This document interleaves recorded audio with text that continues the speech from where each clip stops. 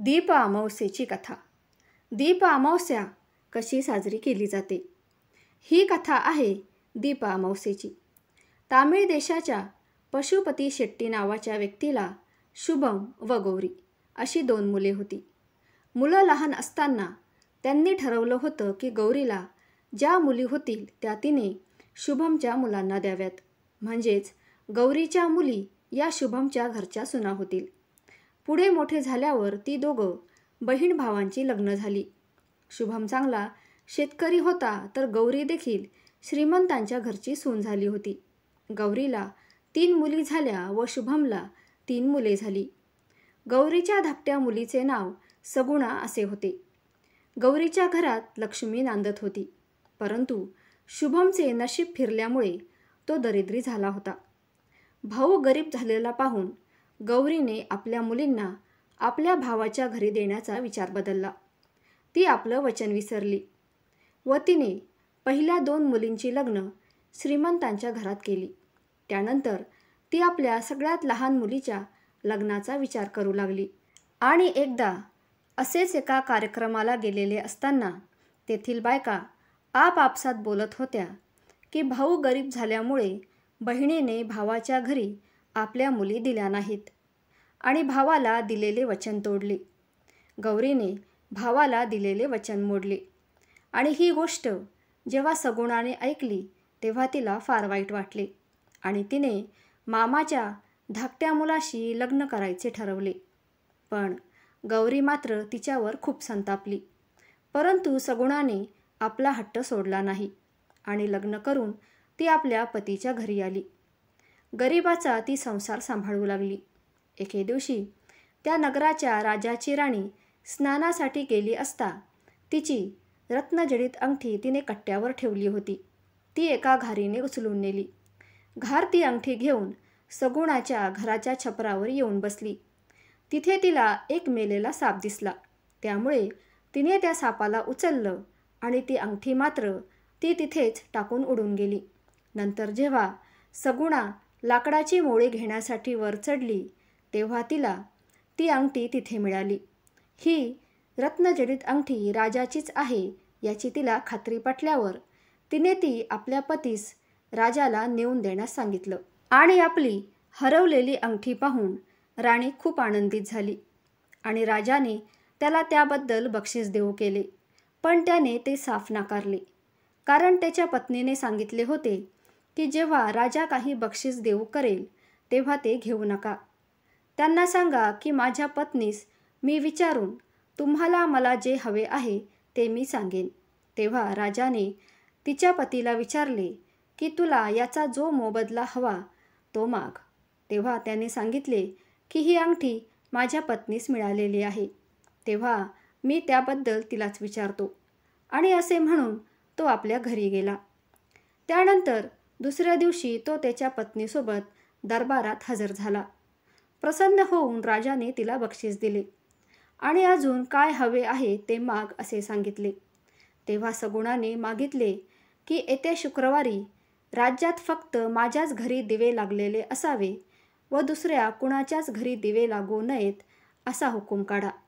राजाला प्रथम आश्चर्य वाटले, पण राजाने तसेच केले व शुक्रवारी सगुणाने सर्व घरभर दिवे लावले.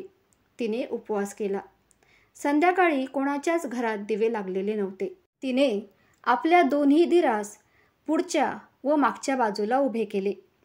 पुढच्या दारात उभ्या असलेल्या दिरास सांगितले की या पुढच्या दाराने येणाऱ्या सवाष्णी बाईला परत जाणार नाही अशी तिच्याकडून शपथ घ्या.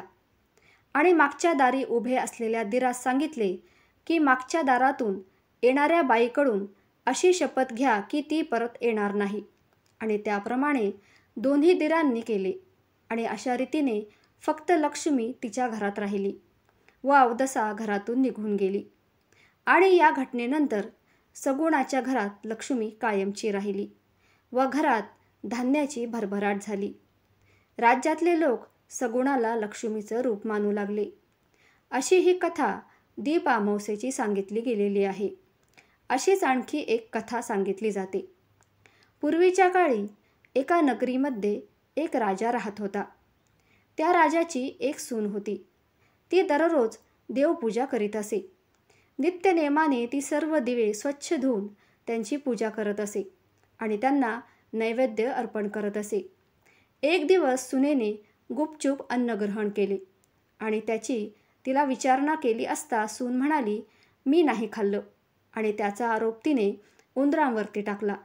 उंदरांना जेव्हा हे समजलं तेव्हा त्यांनी सुनेला त्याबद्दल अद्दल घडवायचे ठरवले आणि उंदरांनी सुनेची चोळी रात्री गुपचूप पाहुण्यांच्या अंथरुणामध्ये नेऊन टाकली आणि त्यामुळे सुनेची बदनामी झाली. घरातील सर्वांनी सुनेवरती आरोप केले आणि सुनेला हाकलून दिले. पुढे एके दिवशी राजा शिकारीवरून येत असताना रात्री गावाबाहेर एका ठिकाणी थांबला होता. त्या रात्री गावातील सर्व दिवे एका झाडावरती अदृश्य रूपात बसलेले दिसले आणि सर्व दिवे एकमेकांशी घरी काय गोड नैवेद्य भेटला आणि कशी पूजा झाली याबद्दल सांगत होते. परंतु राजाच्या घरचा दिवा म्हणाला, मला नैवेद्य मिळाला नाही, माझी पूजा झाली नाही, कारण सुनेवर खोटा आरोप झाला आणि तिला घरातून काढून दिले. त्याचे ते संभाषण राजाने ऐकले. तो दिवस होता दीप अमावस्येचा. त्यानंतर राजा घरी गेला. त्याने परत सर्व प्रकरणाची तपासणी केली. सून निर्दोष आढळल्यावरती त्याने तिची क्षमा मागितली आणि तिला सन्मानाने राज्यात पुन्हा परत आणले. सुनेने केलेल्या दीपपूजेमुळे तिच्यावरील आळ टळला. सुनेला दिवा पावला. अशी ही दीप अमावस्येची कहाणी आहे. दीप अमावस्येच्या दिवशी काय करतात? संपूर्ण घर स्वच्छ करून घरामध्ये दिवे लावले जातात. फुलांचे तोरण लावले जातात. घराभोवती रांगोळी काढली जाते. या दिवशी घरातील दिव्यांना दूध आणि पाण्याने स्वच्छ धुतात. पाटावर स्वच्छ वस्त्र घालून त्यावर दिवे ठेवतात. पाटाभोवती सुरेख रांगोळी काढतात. फुलांची आरास करतात. सर्व दिवे प्रज्वलित करतात. हळद, कुंकू, फुले, अक्षता वाहून मनोभावे पूजा करतात. आघाडा, दुर्वा, पिवळी फुले यांनी दिव्यांची पूजा करतात. कणकेचे, उकडीचे गोड दिवे बनवून नैवेद्य दाखवला जातो. आता हा नैवेद्य दीपपूजेसाठी असतो की पितरांच्या पूजेसाठी याचे आपण शास्त्र जाणूया. अमावस्येच्या तिथीला पितरांचे स्मरण करून त्यांना नैवेद्य दाखवला जातो. तसेच दानधर्म केला जातो. प्रत्येक अमावस्यांची वेगवेगळी वैशिष्ट्ये आहे. त्याप्रमाणे अशा अमावस्येला दिव्यांच्या पूजनाचे महत्त्व आहे. ही पूजा म्हणजे येणाऱ्या श्रावणाच्या स्वागताची तयारी असते आणि अशा उत्सव प्रसंगी कणकेचा किंवा ज्वारीचा दिवा करून तो दक्षिण दिशेला लावला जातो. हा दिवा दीपपूजा आणि पितरांची पूजा असे दोन्ही हेतू साध्य करतो. दीप अमावस्येनिमित्त या दिव्यांची पूजा करून तो दक्षिण दिशेला ठेवल्यामुळे या दिशेने यमसदनी जाणाऱ्या पितरांना प्रकाशाची वाट दर्शवली जाते. तसेच किडा मुंगीच्या रूपानं दिव्यापाशी गोळा होणारे जीव ते कण खाऊन तृप्त होतात. हे अप्रत्यक्षपणे अन्नदानाचे स्वरूप आहे.